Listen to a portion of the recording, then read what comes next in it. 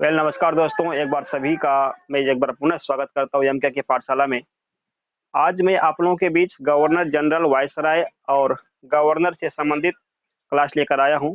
ये क्लास हर एग्ज़ाम के दृष्टिकोण से काफ़ी इम्पोर्टेंट है और काफ़ी कन्फ्यूज़न वाला सब्जेक्ट है, क्योंकि इसमें जो है कभी भारत का गवर्नर जनरल पूछ लिया जाता है, तो कभी बंगाल का, कभी फर्स्ट तो कभी लास्ट। इसी वजह से काफ़ी कन्फ्यूज़न हमेशा क्रिएट होते रहता है। और इनका क्वेश्चन मैक्सिमम्स एग्जाम में देखने को मिलते हैं, चाहे वो एसएससी जीडी के एग्जाम्स हो, एसएससी के हो, एसएससी सीजीएल के हो, रेलवे का हो, यानी अदर जितने भी कॉम्पिटिटिव के एग्जाम्स होते हैं, मैक्सिमम सभी एग्जाम्स में इनसे रिलेटेड प्रश्न पूछे जाते हैं। तो कुल मिलाकर यह क्लास काफ़ी इंपॉर्टेंट है और आप लोग के लिए काफ़ी बेहतर होने वाला है, क्योंकि आज इस क्लास के बाद आपके अंदर जो भी डाउट होती है गवर्नर जनरल वायसराय से संबंधित, गवर्नर से संबंधित, वो सारे डाउट आज क्लियर हो जाने वाले हैं, क्योंकि मैंने काफ़ी बारीकी से और काफ़ी एक सीरीज टाइप से जिस प्रकार से गवर्नर और गवर्नर जनरल का क्रम बना हुआ है, मैं इन क्रमानुसार तरीके से आपको बताने वाला हूँ, जहाँ से आप इस क्लास को शुरू से लास्ट तक देखें। निश्चित तौर पर आपके अंदर का जो भी डाउट है, वो क्लियर हो जाने वाली है। तो चलिए और समय ना लेते हुए मैं इस क्लास को स्टार्ट करना चाहूँगा। एक छोटी-सी रिक्वेस्ट करना चाहूँगा आप लोगों से कि अगर ये क्लास आपको अच्छी लग रही है, तो कृपया से लाइक अवश्य करें और अपने दोस्तों के बीच शेयर अवश्य करें, ताकि अधिक से अधिक लोग इससे जुड़ सकें। और आप अगर पहली बार इस चैनल पर विजिट कर रहे हैं, तो कृपया इसे सब्सक्राइब अवश्य कर लें, ताकि मैं भी मोटिवेट हो सकूं और आपके लिए इस प्रकार से और बेहतर से बेहतर क्लास प्रोवाइड कर सकूं। तो चलिए चलते हैं आज अपने क्लास की तरफ।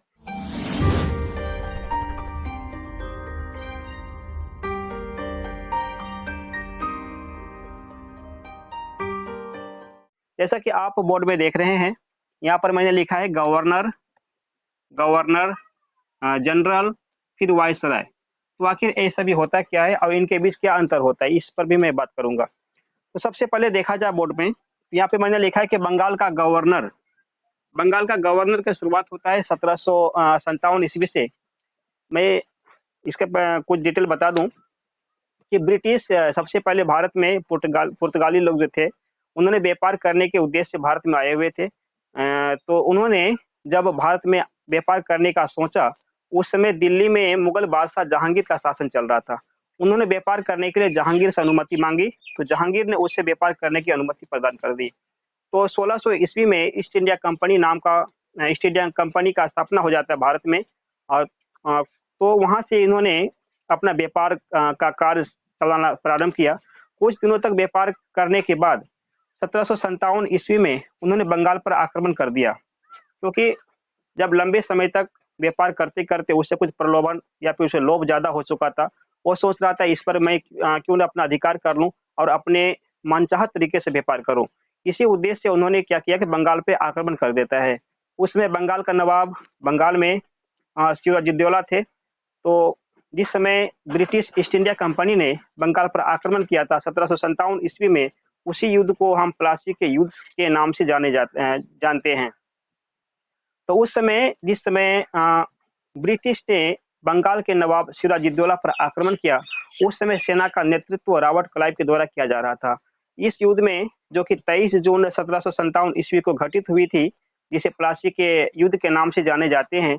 इस युद्ध में अंग्रेजों की विजय हो जाती है, यानी ईस्ट इंडिया कंपनी की विजय हो जाती है और बंगाल के नवाब सिराजुद्दौला की बुरी तरह से हार हो जाती है।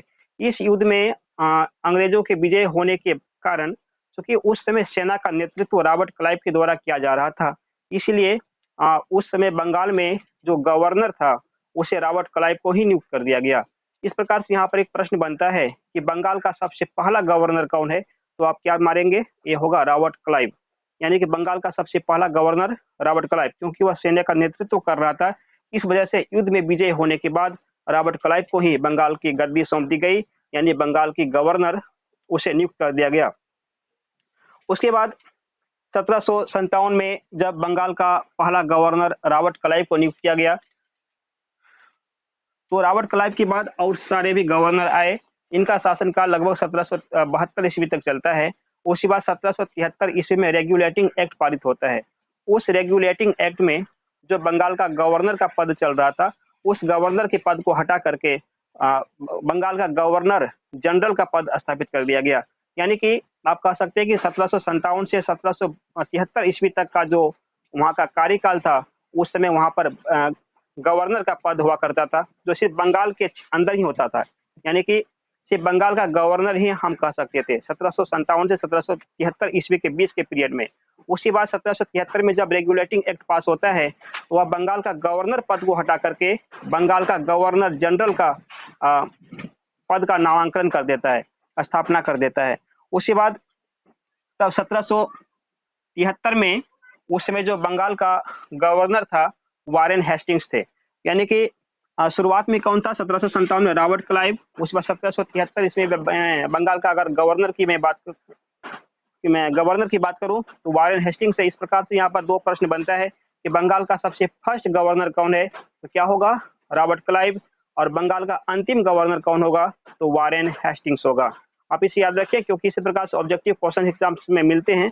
यहाँ पर मैं इतना डिटेलिंग इसी वजह से करवा रहा हूँ, क्योंकि जब बंगाल का प्रथम गवर्नर पूछा जाए, या फिर अंतिम गवर्नर पूछा जाए, या फिर बंगाल का फर्स्ट गवर्नर जनरल पूछा जाए, अंतिम पूछा जाए, तो सारा का सारा मैं डिटेल आपके सामने रखा हूँ, ताकि आप इन पर कंफ्यूज ना हो और आप बिल्कुल एक्यूरेट आंसर मार सकें। तो चलिए, बंगाल का अंतिम गवर्नर कौन हो गया?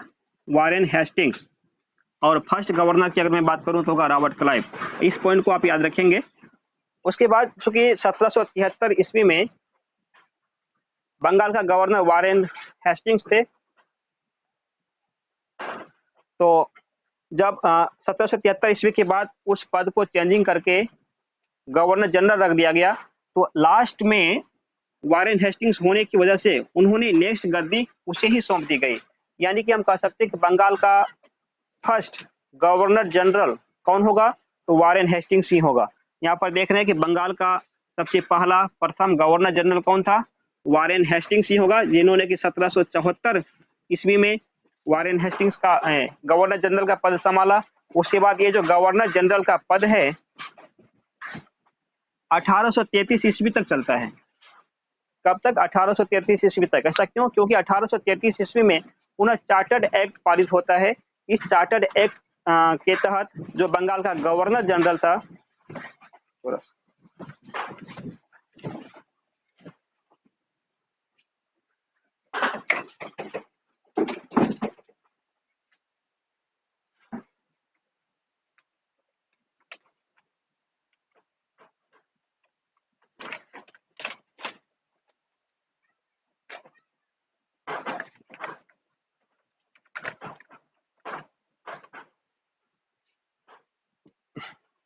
हाँ, तो मैं बता रहा था कि 1833 ईस्वी में जब चार्टर्ड एक्ट पारित हो जाता है, तो उस चार्टर्ड एक्ट के तहत बंगाल के गवर्नर जनरल को पद को क्या करता है कि संपूर्ण भारत में लागू कर देता है।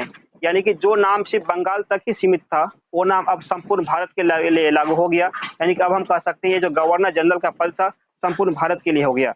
यानी कि अगर क्वेश्चन में पूछा जाए कि भारत का प्रथम गवर्नर जनरल कौन होगा, तो 1833 में लास्ट में जो गवर्नर जनरल था बंगाल के लिए, वो लॉर्ड विलियम बेंटिक थे। Lord William Bentinck. तो लॉर्ड विलियम बेंटिक के होने की वजह से क्या हुआ, जब 1833 में बंगाल का गवर्नर जनरल को संपूर्ण भारत में लागू किया गया, तो चूंकि लास्ट में लॉर्ड विलियम पदभार उसे ही सौंप दिया गया। यानी कि भारत में गवर्नर जनरल की अगर मैं बात करूं, सबसे पहला तो लॉर्ड विलियम बेंटिक ही होगा। उसके बाद भारत में गवर्नर जनरल का जो सिलसिला है 1858 ईस्वी तक चलता है, क्योंकि 1857 ईस्वी में एक क्रांति होती है, जिसे हम 1857 ईस्वी की क्रांति के नाम से जानते हैं। यह क्रांति भारतीयों के द्वारा स्वतंत्रता के लिए छेड़ी गई सबसे पहली लड़ाई थी। यानी कई बार एग्जाम्स में ऐसा भी देखने को मिला गया है कि ये पूछा जाता है कि भारतीयों के द्वारा स्वतंत्रता के लिए लड़ी गई सबसे पहला संग्राम कौन सा था, युद्ध कौन सा था? तो क्या होगा? 1857 ईस्वी की क्रांति। इसी क्रांति के बाद क्या होता है कि जो कंपनी का शासन होता है उसका अंत हो जाता है। कंपनी के शासन का अंत होने की वजह से जो यहाँ पर गवर्नर जनरल का जो पद था उसे हटाकर क्या कर दिया जाता है? वायसराय नाम रख दिया जाता है। यानी कि 1858 ईस्वी जनरल का पद को समाप्त कर दिया गया और एक नया पद स्थापित किया गया, जिसे वायसराय कहते हैं। क्योंकि 1858 ईस्वी में अंतिम में, यानी कि 1858 ईस्वी के समय में, 57 के समय में कौन था अंतिम गवर्नर जनरल भारत का? लॉर्ड कैनिंग थे। लॉर्ड कैनिंग अंतिम गवर्नर जनरल थे। इसी वजह से जब वायसराय पद का सृजन हुआ तो लॉर्ड कैनिंग को ही क्या किया गया, सबसे प्रथम वायसराय बना दिया गया भारत के लिए। यानी कि अब यहाँ से भी क्वेश्चन आपका बनेगा कि भारत का सबसे पहला वायसराय कौन है, कौन सा होगा, लॉर्ड कैनिंग होगा। यानी भारत का प्रथम वायसराय लॉर्ड कैनिंग, जिन्होंने 1858 ईस्वी से अपने पदभार को संभाला। और जो वायसराय का पद का जो कार्यकाल है ये यहाँ 1947 ईस्वी तक चलता है। तो 1947 ईस्वी में अंतिम वायसराय कौन थे, लॉर्ड माउंटबेटन। क्योंकि वायसराय जो होता है यह राजा का चापलूस शिकार होता है, जो हम मतलब कि किसी भी बात में राजा का जो हमेशा बड़ाई करे उसे ही क्या कहते हैं, वायसराय कहा जाता है। तो 1947 ईस्वी में जब भारत आजाद हो जाता है उस समय राजा का शासन लगभग समाप्त हो जाता है और एक लोकतंत्र भारत का निर्माण होता है। लोकतंत्र भारत का निर्माण होने के कारण से ही क्या करते हैं, जो राजा का जो भी पक्षधर था उनका शासन समाप्त हो गया, अर्थात वायसराय का शासन समाप्त हो जाता है और यहाँ पर पुनः गवर्नर जनरल का पद फिर से आ जाता है। यानी कि 1947 के बाद भारत में गवर्नर जनरल का सिलसिला पुनः प्रारंभ हो जाता है। इस प्रकार से अगर बोला जाए कि स्वतंत्र भारत का सबसे पहला गवर्नर जनरल कौन है, तो कि यहाँ पर देखते हैं तो 1947 ईस्वी में सबसे अंतिम रूप से जो वायसराय का पद में स्थापित थे वो कौन थे, लॉर्ड माउंटबेटन। तो भारत को स्वतंत्रता मिलने के बाद सबसे प्रथम गवर्नर जनरल कौन बन गया, इसमें लास्ट थे, इस वजह से उसे ही यह पदभार दे दिया गया। उसके बाद 1947 से 1948 सिर्फ एक वर्ष के लिए गवर्नर जनरल के रूप में लॉर्ड माउंटबेटन रहे। उसके बाद भी इसका विरोध होने लगा, क्योंकि गवर्नर जनरल लॉर्ड माउंटबेटन एक अंग्रेज थे। तो लोगों का कहना था कि जब भारत देश आजाद हो चुका है तो उसके बावजूद यहाँ पर कोई अंग्रेज शासन क्यों करेगा। इस वजह से लोगों ने इनका विरोध करना प्रारंभ कर दिया और लोगों के विरोध के कारण ही लॉर्ड माउंटबेटन को अपना पद छोड़ना पड़ा। उसके बाद फिर पुनः इस पद पर कौन आ गए, चक्रवर्ती राजगोपालाचारी। इस प्रकार से अगर पूछा जाए कि भारत में सबसे पहला या फिर अंतिम बोल सकते हैं, क्योंकि चक्रवर्ती राजगोपालाचारी के बाद भारत में कोई दूसरा गवर्नर जनरल नहीं बना। यानी कि भारत का अंतिम गवर्नर जनरल अगर कहा जाए तो क्या होगा, चक्रवर्ती राजगोपालाचारी, या फिर भारत का प्रथम भारतीय गवर्नर जनरल अगर कह दिया जाए तो भी चक्रवर्ती राजगोपालाचारी होगा। यानी तो स्वतंत्र भारत का सबसे प्रथम भारतीय गवर्नर जनरल तो चक्रवर्ती राजगोपालाचारी ही होगा। अगर स्वतंत्र भारत का प्रथम गवर्नर जनरल की मैं बात करूं और उसमें भारतीय शब्द न ऐड करूं तो कौन सा होगा, लॉर्ड माउंटबेटन ही होगा। क्योंकि यहाँ पर देख रहे हैं कि 1947 के बाद लॉर्ड माउंटबेटन ही गद्दी पर आता है गवर्नर जनरल के रूप में। वो सिर्फ 1 साल कार्य करता है, उसके बाद उसके स्थान पर कौन आ गया, चक्रवर्ती राजगोपालाचारी। इस प्रकार से आप अभी चाहे गवर्नर जनरल की बात हो, गवर्नर की बात हो, वायसराय की बात हो, ये चाहे बंगाल के लिए हो या फिर भारत के लिए हो, स्वतंत्र भारत के हो या फिर स्वतंत्र भारत से पहले की हो, इन सभी बातों को मैंने बहुत ही बारीकी से और एक कॉन्सेप्ट के माध्यम से बताने का प्रयास किया है। मुझे उम्मीद है कि ये क्लास आपको बहुत ही बेहतर लगा होगा और आपको अवश्य इससे लाभान्वित हुए होंगे, क्योंकि आज के इस क्लास के बाद से आपके अंदर जो भी गवर्नर जनरल से संबंधित, वायसराय से संबंधित जो भी कंफ्यूजन है, आप इसे अपने हमेशा माइंड में रखिए कि किसके बाद कौन सा शासक, इसमें कौन सा किसके बाद कौन सा पद का निर्माण किया गया है। चलिए मैं एक बार फिर से आपको रिकॉल कर देता हूँ ताकि आपका जो भी अभी समझे हैं वो पुनः तरोताजा हो जाए। तो सबसे पहले मैंने बात किया था कि बंगाल का जो गवर्नर है 1757 ईस्वी से होती है और 1773 ईस्वी तक चलती है। 1773 में मैंने क्या बताया कि रेगुलेटिंग एक्ट पारित हुआ था। उस एक्ट के तहत ही बंगाल का गवर्नर का नाम हटा करके बंगाल का गवर्नर जनरल का नाम दे दिया जाता है। और यहाँ पर अंतिम गवर्नर कौन था, वारेन हेस्टिंग्स। 1773 में जब इनका पद समाप्त होता है तो 1774 से जो इसका कार्यकाल स्टार्ट होगा तो वारेन हेस्टिंग्स को ही दोबारा नियुक्त कर दिया जाता है। और गवर्नर जनरल का जो पद है यह 1833 ईस्वी तक चलता है। उन 1833 ईस्वी में चार्टर्ड एक्ट नाम का एक एक्ट पारित होता है। उस एक्ट के तहत क्या होता है, जो गवर्नर जनरल सिर्फ बंगाल तक ही सीमित था उस गवर्नर जनरल को संपूर्ण भारत में लागू कर देता है। यानी कि अब जो गवर्नर जनरल होगा संपूर्ण भारत के लिए होगा। तो भारत का गवर्नर जनरल सबसे पहला कौन होगा, 1833 ईस्वी से स्टार्ट होता है और यह होगा लॉर्ड विलियम बेंटिक। और 1858 ईस्वी में अंतिम रूप से गवर्नर जनरल कौन थे इंडिया का, तो लॉर्ड कैनिंग होगा। 1857 ईस्वी में जो मैंने बताया कि एक क्रांति हुई थी, उस क्रांति के तहत कंपनी का शासन समाप्त हो जाता है और वहां से पुनः क्या होता है कि वायसराय का पद सृजन होता है। 1858 ईस्वी से वायसराय का पद चलता है जो कि 1947 ईस्वी तक चलता है।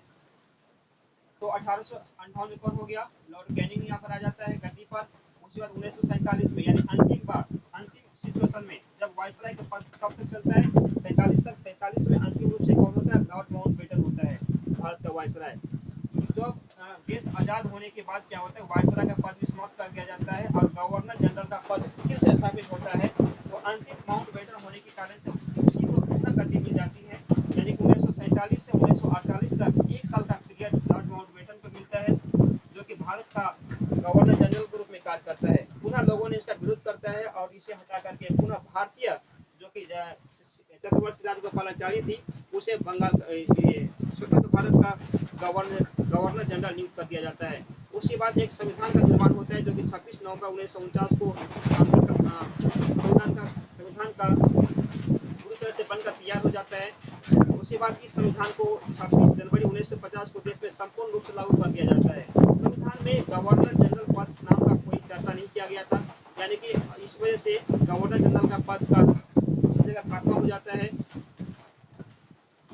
और 1950 के बाद से भारत में एक नया संविधान लागू हो जाता है। उस संविधान के बाद भारत में जो गवर्नर जनरल पद था उस स्थान पर एक राष्ट्रपति का पद आ जाता है और उसके बाद इस राष्ट्रपति के पद में सबसे पहला राष्ट्रपति भारत का डॉक्टर राजेंद्र प्रसाद को नियुक्त किया जाता है। इस प्रकार से एक क्लास आप लोग को निश्चित तौर पर काफ़ी अच्छी लगी होगी। मैं इसी के साथ इस क्लास को यही रहने देता हूँ और इसी उम्मीद, तो ये क्लास आपको निश्चित तौर पर काफ़ी पसंद आई होगी, क्योंकि मैंने काफ़ी बारीकी से इन सभी का डिफरेंस के साथ साथ मैंने इनके पद कब सृजन किया इसके बारे में बताया। तो चलिए इसी साथ मैं विदा लेता हूँ कि नेक्स्ट क्लास में फिर किसी ज़बरदस्त कॉन्सेप्ट के साथ आऊँगा और आपको बताऊँगा। साथ ही साथ एक रिक्वेस्ट करना चाहूँगा कि अगर ये क्लास आपको अच्छी लगी हो तो कृपया से लाइक और शेयर अवश्य करें, साथ ही साथ चैनल को सब्सक्राइब कर लें। तो चलिए फिर मिलते हैं नेक्स्ट क्लास में। बाय।